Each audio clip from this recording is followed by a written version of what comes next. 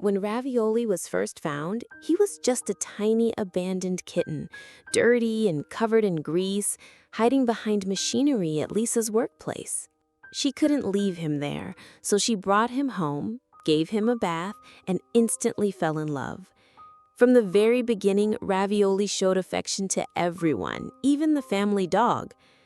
Though he once lived indoors, Ravioli preferred the outdoors, especially one tall pecan tree in the yard. Seeing how much he loved it, Lisa's husband built him a staircase leading to his favorite branches. But he didn't stop there. He went on to build Ravioli his very own treehouse. At night, Ravioli curls up inside, and during the day, he watches the world from his favorite spots. He even has heated cat houses for winter and a vacation house in the woods. Ravioli may have been abandoned once, but today he's the beloved part of the family, living his best life in his treehouse kingdom.